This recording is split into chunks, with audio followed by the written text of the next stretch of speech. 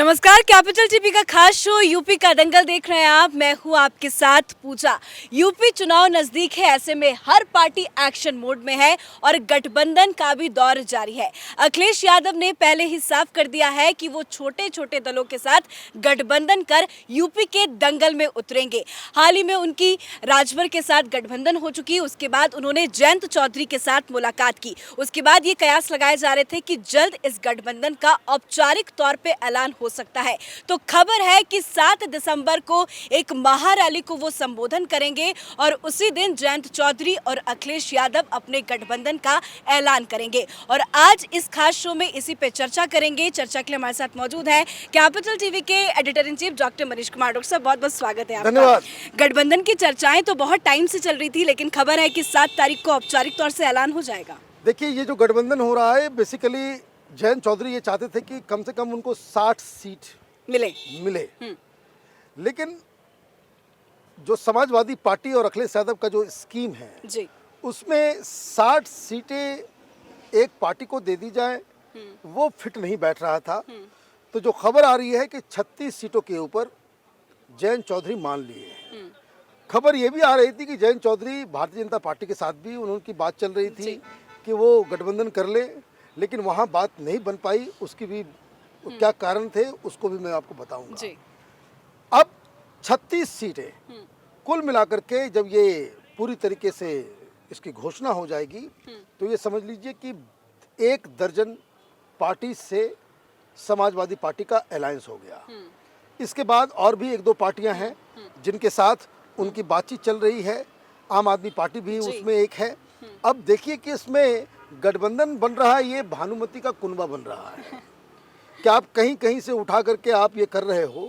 लेकिन इसमें जो सबसे बड़ी बात जिसको समझना ज़रूरी है कि मीडिया जो दिल्ली में है वो इस गठबंधन को इस तरीके से पेश कर रहा है कि जैसे मानो कि ये गठबंधन भारतीय जनता पार्टी के लिए बहुत बड़ा नुकसान करेगा। वेस्टर्न यूपी के अंदर बिल्कुल माहौल बदल जाएगा। अब आरएलडी 4 डिस्ट्रिक्ट्स की पार्टी है, उनका वहाँ दबदबा रहा है, शुरू से रहा है। लेकिन पिछले कुछ चुनावों में जयंत चौधरी की लीडरशिप में आरएलडी को सीटें नहीं आ रही। समर्थन है लेकिन सीटें नहीं आ रही हैं। अब इस चीज़ को भाई नुकसान भारतीय जनता पार्टी को कितना होगा या इस गठबंधन का असर इस चुनाव पे कितना होगा, तो इसको भी समझना ज़रूरी है। 2019 जो पिछला चुनाव जो गया है, लोकसभा चुनाव, गठबंधन किन किन लोगों का था? कांग्रेस भी, समाजवादी पार्टी भी, बसपा भी और ये आरएलडी भी।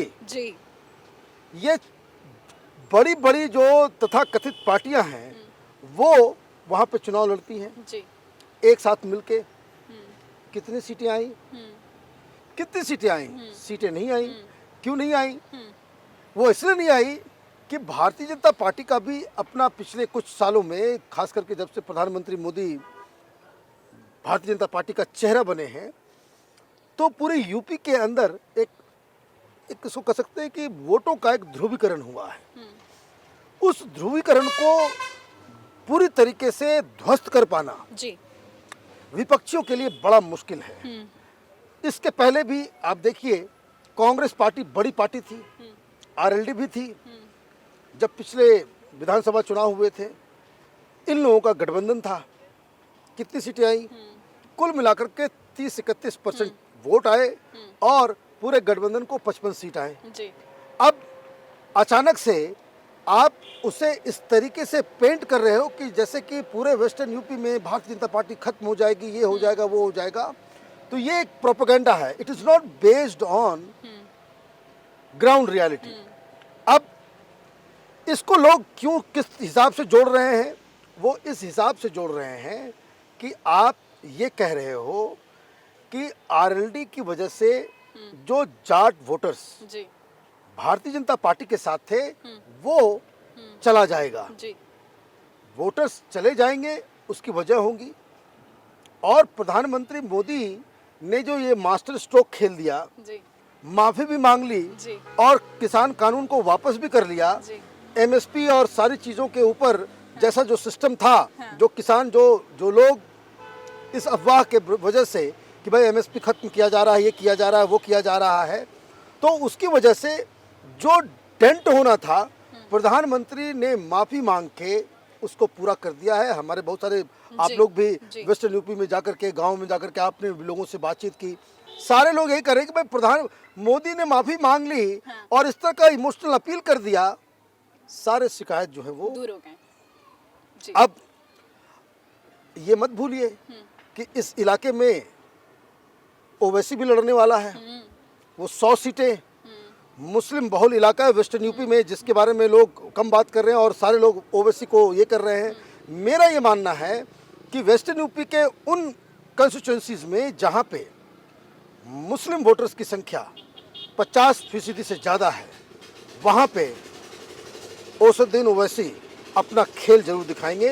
ये ठीक वैसा ही होगा जैसा बिहार में पूर्वांचल इलाके में हुआ था।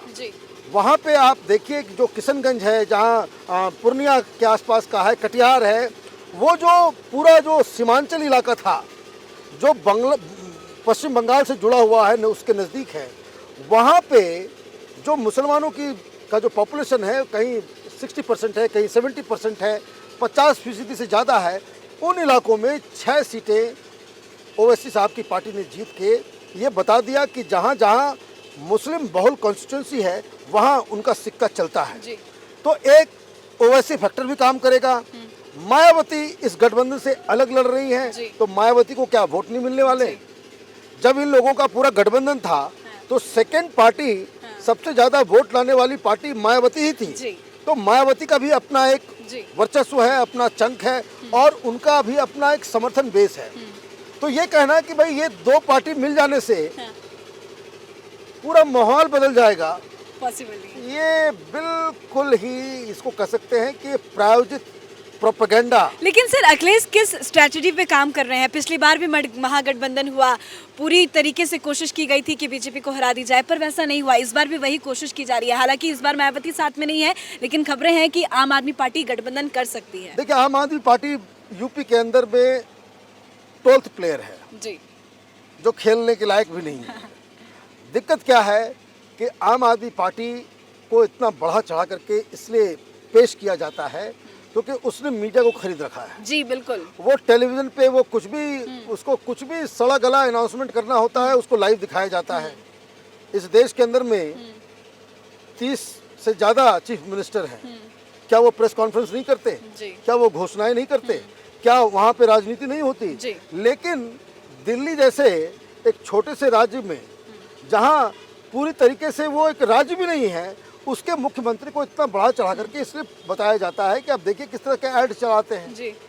आप देखिए, अब आप मैं तो कभी कभी सोच के भी मुझे हंसी आती है कि भाई आजकल ऐड चल रहा है मनीष सिसोदिया को आगे करके कि भाई नौकरी करना नहीं, नौकरी देने वाला बनना। अच्छा, जनता ही नौकरी देगी तो अरविंद केजरीवाल से कोई पूछेगा नहीं जी कि तुम्हारा क्या काम है जी, तुम क्यों नहीं नौकरी दोगे?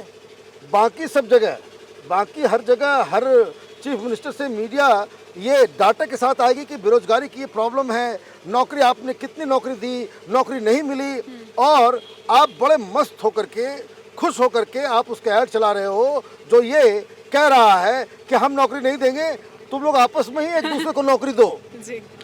ये तो ये क्यों होता है? लोगों के दिमाग में कुछ इस तरह से चीज़ों को बिठाया जाता है, लोगों को इस तरीके से समझाया जाता है, इस तरह से प्रोपेगेंडा की जाती है कि आप उनके झांसे में आ जाएं। और ये जो झांसेबाजी की जो राजनीति है वो यहाँ भी यूपी के अंदर अप्लाई हो रहा है कि ओ माय गॉड, ये दोनों अगर एक साथ आ गए तो बड़ा बवाल मच जाएगा। जैसे पिछली बार यूपी के दो लड़के बुआ बबुआ फिर बुआ बबुआ आ गया। आप ये समझिए कि हर तरह के कॉम्बिनेशन को, हर तरह के वोट बैंक को अखिलेश यादव ने आजमा के देख लिया। कभी कांग्रेस के साथ, कभी मायावती के साथ, और अब उनके पास जो नया फॉर्मूला किसी ने समझाया है कि बड़ी पार्टियों से गठबंधन करने में समाजवादी पार्टी का नुकसान हो जाता है, तो छोटी छोटी पार्टियों से आप करें। लेकिन अगर आप ये समझिए कि 12, 13, 15 तक अगर ये कुनबा चला जाता है तो 12-13 पार्टियों के साथ जो आप गठबंधन करेंगे, कितनी सीटें आप देंगे? 36 कोई मांग रहा है, कोई 25 पे एग्री कर रहे हैं, कहीं पे 20 हो रहा है, कहीं पे 10 हो रहा है। ऑन एवरेज भी अगर आप और अच्छे अच्छे जो पोजीशन भी मांगे जा रहे हैं, और ऑन एवरेज भी अगर आप 20 मान लेते हैं तो 400 में 200 सीटें जो हैं बाकायदा आपके गठबंधन के पास चला जाएगा। उन 200 सीटों के ऊपर साइकिल का नाम लेने वाला कोई नहीं होगा, इसके सिंबल्स भी बदल जाएंगे। जी। कोई गठबंधन करता है, इसका टेक्निकल पॉइंट समझिए कि कोई गठबंधन करता है तो वो अपने सिंबल पे लड़ता है। कोई पार्टी विलय नहीं कर रहा कि वहाँ पे जो है साइकिल छाप चलेगा। तो आप क्या कर रहे हो कि आधे से ज़्यादा कंस्टिट्यूंसी के अंदर साइकिल नहीं चलेगी। समाजवादी कार्यकर्ता जो होगा वो किसी और के लिए कैंपेन करेगा। लोकल ग्राउंड के अंदर जो डायनेमिक्स है कार्यकर्ताओं का और वोट का, वो भी उससे बदल जाता है।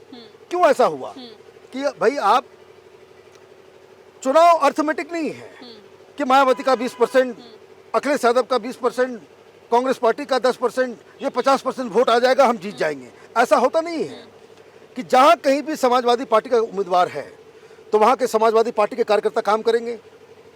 मान लीजिए वहाँ का सीट जो है आपने किसी और पार्टी को दे दिया, आप ये गारंटी कर सकता है कोई कि आपके जो हार्डकोर कार्यकर्ता होंगे वो तो गठबंधन की खातिर वो काम कर लेंगे, लेकिन जो आपके समर्थक हैं, जो वोटर हैं, वो उनके दिमाग में राम मंदिर नहीं चलेगा, उनके दिमाग में कृष्ण मंदिर नहीं चलेगा, उनके दिमाग में काशी नहीं चलेगा, उनके दिमाग में टेररिज्म नहीं चलेगा, धर्मांतरण नहीं चलेगा। तो वो कंट्रोल कर पाना वो बड़ा मुश्किल है। वो इसलिए मैं कह रहा हूँ कि हिंदुस्तान में 2 ही काडर पार्टियां हैं कि समर्थक उसमें अगर एक बार चला गया तो फिर वो उसके चॉइसेस जो हैं बिल्कुल लिमिटेड हो जाते हैं, वो इधर उधर नहीं भागता। समाजवादी पार्टी हो, कांग्रेस पार्टी हो, इनके वोटर उस तरह से काडर बेस्ड पार्टीज नहीं हैं। इसलिए आप गठबंधन करके अर्थमेटिक अगर जोड़ लेते हो कि 20 + 20 = 40% वोट, वो नहीं होता है। और इस बात को समझना चाहिए। और इस गठबंधन को लेकर हालांकि योगी आदित्यनाथ ने भी जवाब दे दिया है। पहले तो कह दिया है कि पिछली बार भी हुआ था, कोई फायदा नहीं हुआ, और बीजेपी खुद इतनी सक्षम है और वो कह रहे हैं कि 325 सीट लाएंगे। अब देखिए, आपने सही सवाल किया कि भाई आरएलडी के साथ भारतीय जनता पार्टी का गठबंधन क्यों नहीं हुआ, या भारतीय जनता पार्टी इस तरह की पार्टीज के साथ गठबंधन क्यों नहीं कर रही। पहली बात ये कि ये जो जितनी पार्टियों के साथ अखिलेश यादव बाकायदा गठबंधन कर रहे हैं, इनका कोई भरोसा नहीं है कि चुनाव के बाद अगर सीटें आ गई तो वो भारतीय जनता पार्टी में जाकर के सरकार में शामिल हो जाए। भाई ये हिंदुस्तान की राजनीति की सच्चाई है कि आप चुनाव लड़ते हो किसी और के साथ, गठबंधन होता है किसी और के साथ, और सरकार आप किसी और के साथ बना लेते हो। ये तो शिवसेना जैसी पार्टी भी कर लेती है। महाराष्ट्र में क्या हुआ कि शिवसेना ने भारतीय जनता पार्टी के साथ गठबंधन करके इन लोगों ने चुनाव लड़ा। प्रधानमंत्री मोदी का पोस्टर लगा करके ये लोग चुनाव जीते, और नतीजे के बाद आप जिनके खिलाफ लड़े उनके साथ आप तक चले गए। तो ये एक जो अखिलेश यादव करना चाह रहे हैं, उससे ये मैसेज जा रहा है कि ही इज डेस्परेट कि एन केन प्रकारेण सत्ता मिल जाए। विचारधारा ताक के ऊपर, योजनाएं ताक के ऊपर। आपके पास यूपी के विकास का कोई विजन नहीं है अभी तक। और दूसरी बात ये कि जब आप इस तरह के लोगों को आप ले आते हो जो स्टिंग ऑपरेशन में पकड़ाता है कि हमें इतने पैसे दे दो, हम इतनी सीट दे देंगे, ये सब ज़्यादातर लोग, और मैं आपको बता दूं कि ज़्यादातर पार्टियां जो अखिलेश यादव के साथ जुड़ रही हैं, गठबंधन बना रही हैं, ये इसमें 50% से ज़्यादा सीटें ये छोटे छोटे दल वाले वो बेच देंगे। टिकट की नीलामी होगी, और ये हिंदुस्तान की डेमोक्रेसी को, इलेक्टोरल प्रोसेस को कमज़ोर करने वाला, और उत्तर प्रदेश के अंदर एक वीक गवर्नमेंट, अनस्टेबल गवर्नमेंट, जिसका न ओर है न छोर है, न विचारधारा है न कुछ है, पुल्स एंड प्रेशर। और अब तक ये देखा गया है कि जितनी भी गठबंधन की सरकार बनती है वो महाधिभ्रष्ट होती है, इतना ज़्यादा भ्रष्टाचार करती है क्योंकि किसी के ऊपर कोई कंट्रोल नहीं होता है।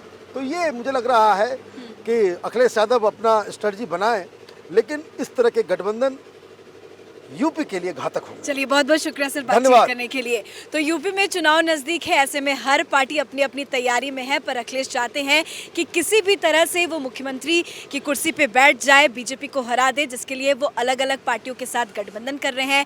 हाल ही में उन्होंने ओम प्रकाश राजभर के साथ गठबंधन किया और अब खबर है कि 7 तारीख को एक रैली करेंगे और रैली के जरिए वो जयंत चौधरी के साथ गठबंधन करेंगे। हालांकि 36 सीटों पर बातचीत हो चुकी है, लेकिन औपचारिक तौर पे ऐलान, औपचारिक तौर पे मुहर 7 तारीख को रैली के जरिए ही लगेगी।